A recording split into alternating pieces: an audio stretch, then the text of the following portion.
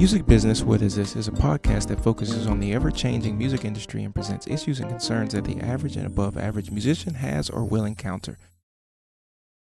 Hey everybody, I'm Richard Johnson. I'm Jeremiah Hunt. And this is Music Business. What is this? This episode, or this podcast, is all about playing in different venues. That's right, different spaces. We all want gigs, right? But where are the gigs at? Simple question. It could be anywhere. We're musicians. We want to work. But do we ever really consider the places we're playing in? That's really important. So you got to know, not just the address, but what am I in? Am I in a building? Am I in a church? Am I at an outdoor festival? Am I at a patio? Am I in a rooftop? Am I at a jazz club? Am I playing at a wedding? That's right. Am I playing in a barn? I've played in a barn. Office buildings? Grocery stores? I mean, gigs can be anywhere. Stadiums? Yeah. That's right. Ballrooms? Yeah. Outdoor festivals with stages? I mean, a gig's a gig, but a gig's not a gig. Because the space makes all the difference. And you may not realize that, but once you've landed there or once you've arrived there, it may be too late. You may not be able to run to a Walmart or a Costco and look for a flat rug. You know, every space is different. So it does help to at least ask and get an idea. Where are we playing? The reason I bring this up is because a few weeks ago we had a gig in Indiana on a festival. And we thought it was going to be outdoors on a stage. But where was it? It was inside a ballroom. In a ballroom, right? And the style of music we were playing was what? Funk and jazz. Yeah, it was more funk, jazz. So think about that. Funk in a ballroom. What does that sound like? If you really want to know, there's a YouTube video. But back to our podcast. You must consider these things, right? Because your equipment is your equipment, but if you have to make adjustments, you have time to do that. For instance, most drummers use a rug, but how thick is the rug, right? The bass, maybe the amp size could be different. Yep. Right?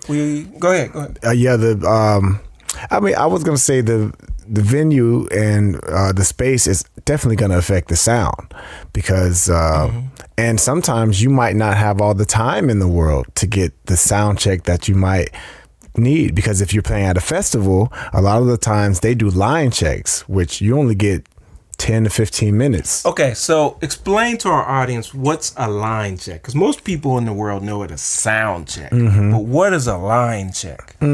So what's different about a line check is that you aren't going through all of the EQs and all of the ins and outs of every single instrument. You're not taking the time to go through all that stuff and to get the sound just right. You already have, basically the sound guy has the levels already to where he wants it, from my understanding.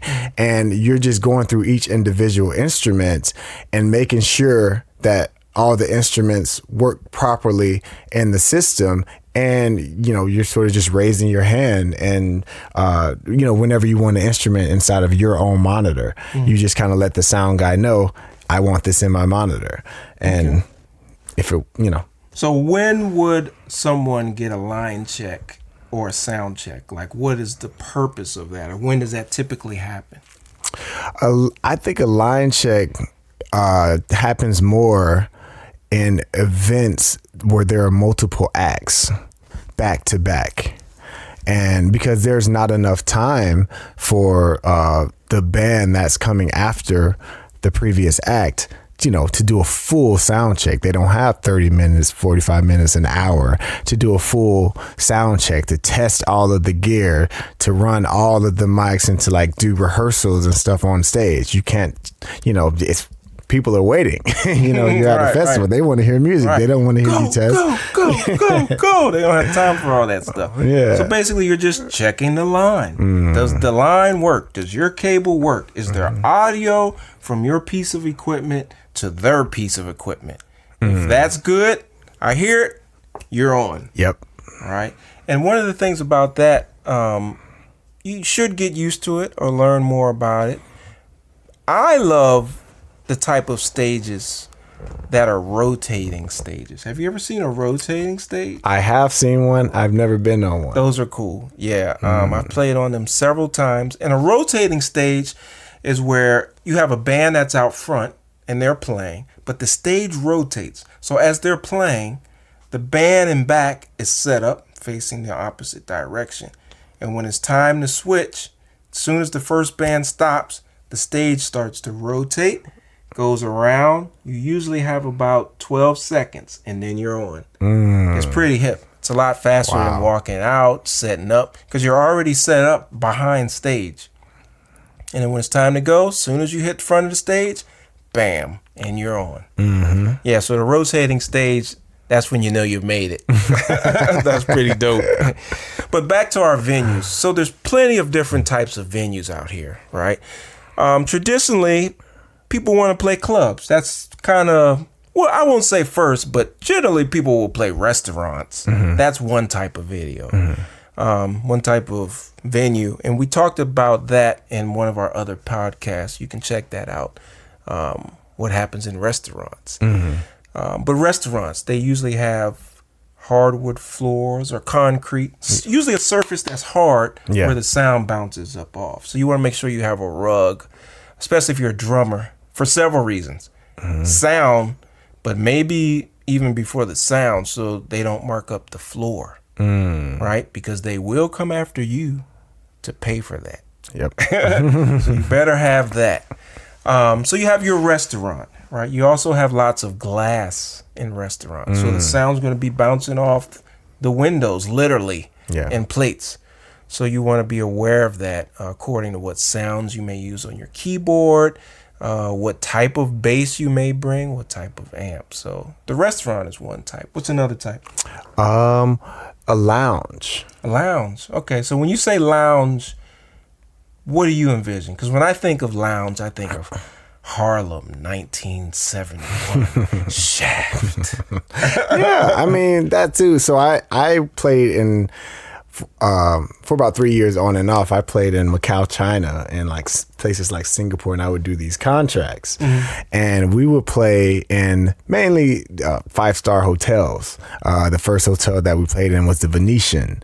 And the Venetian Hotel is on the first floor. There was a huge casino, and then in the middle of the casino there was this lounge. It was called the Bellini Lounge, which turned into the Playboy Lounge, and then back to the Bellini Lounge. Whoa, okay. Totally different story. All right. But anyway, it was a nice size. Had a bar in the middle, waitresses, really nice room, and tables, and it had a little a dance floor right in front of the stage, and the stage was up.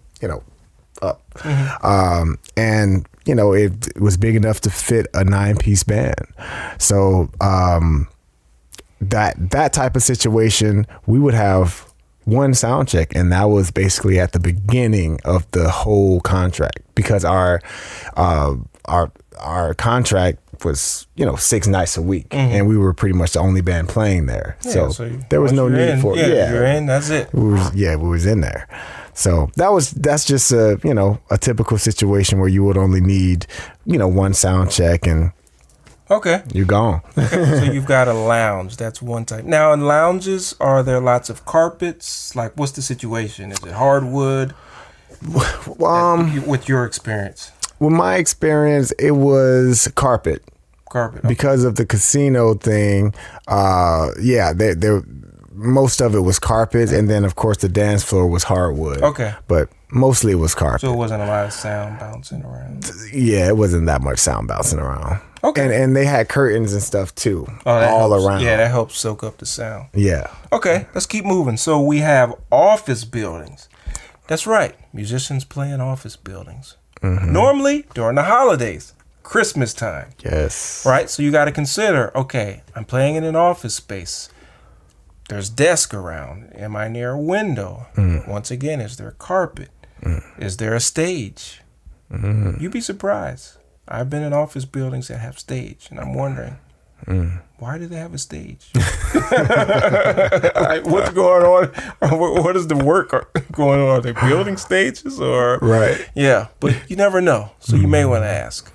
So you want to prepare for that. Office buildings. What's another type of venue? Rooftops. Rooftops, yes. You can find a lot of venues, especially in Chicago and LA, on rooftops. Yes. Get used to it. In order to do that, you should be prepared. Have your iPad. If you don't have an iPad, if you have sheet music and you're using music, have some clips for the win. Absolutely. That's why I bring it up. Because if you're on a rooftop, the music's going to blow away. It's going to fly. And if you're on the rooftop, your options are limited for grabbing the music. Yep. Right? It's not like if you're on the ground and it just blows and you can run and get it. Yeah. Right? So you want to make sure you're prepared for that, or you just take a parachute. Right? So there are gigs on patios, and those are generally fun because there's usually food involved, of course. Yep.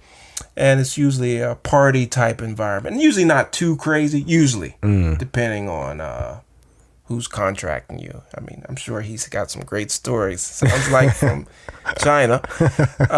But you want to be prepared for that. Also, are there rugs out there? Is there artificial turf? I've been on rooftops with artificial turf, almost like a sporting event. Yeah. Right? That can be good. Right? That can also be bad. Because you got to consider your wiring for your power. Also, if you have a keyboard, is your keyboard going to be stable on the artificial turf? It might sound crazy, but if it's not a hard floor, when you play, it may wobble because it's soft. Right. Sometimes it looks like grass. Right. So in that case, you may just want to think about it. Right. How do you prepare for that?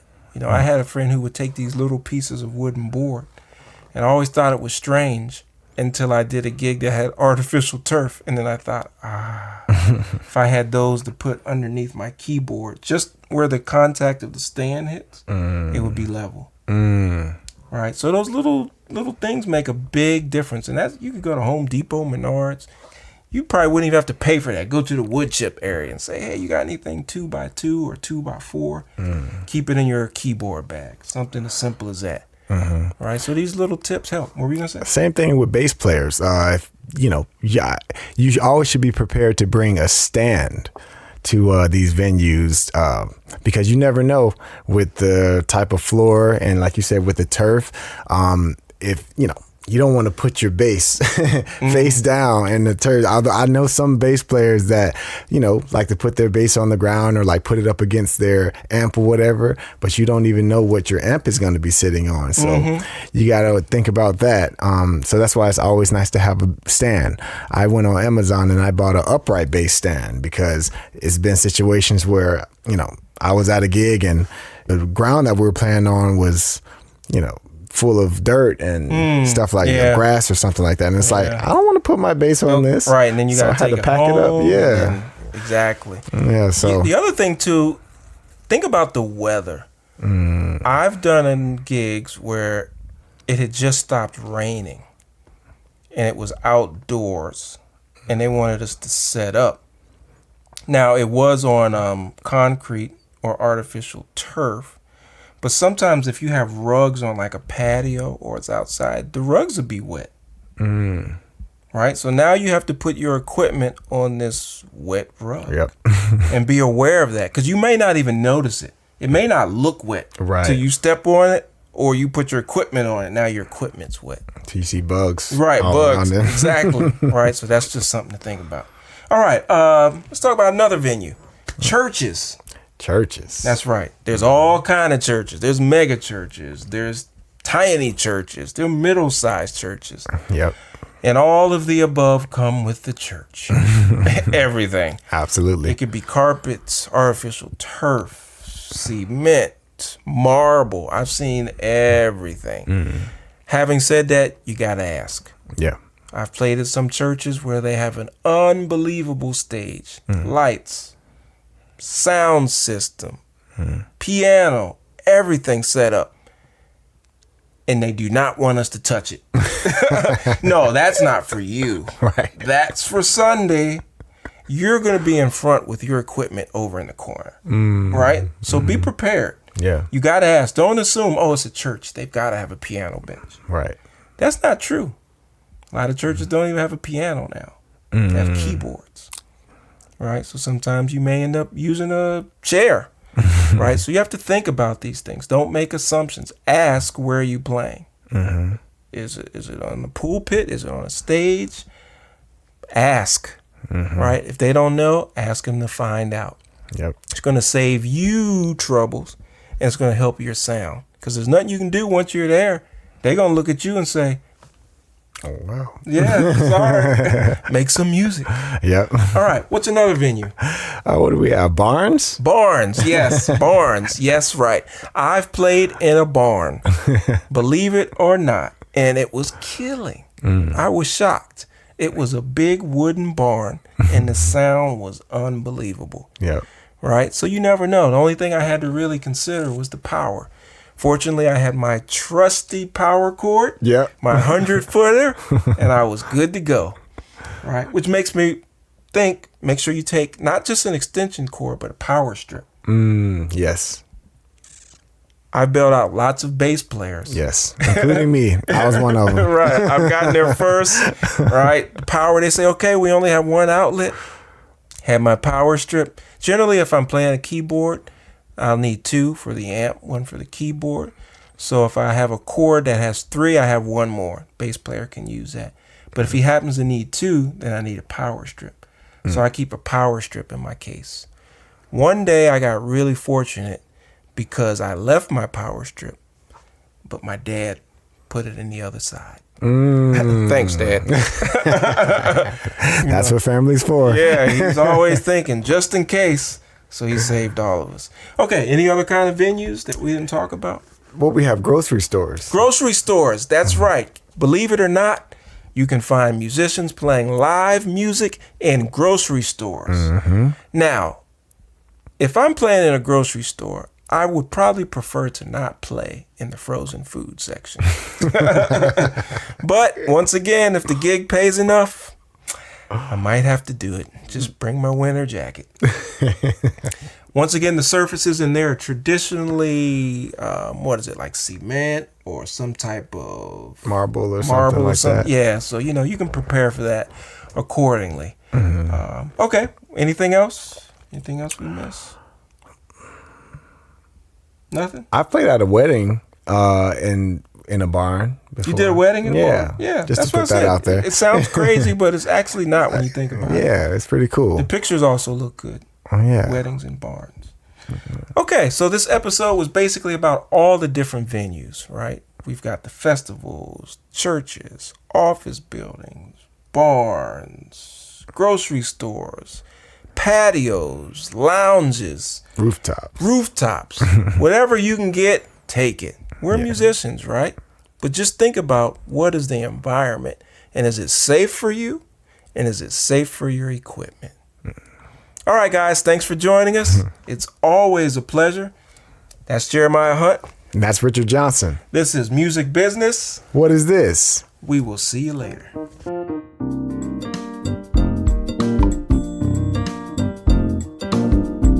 This program is partially supported by a grant from the Illinois Arts Council Agency.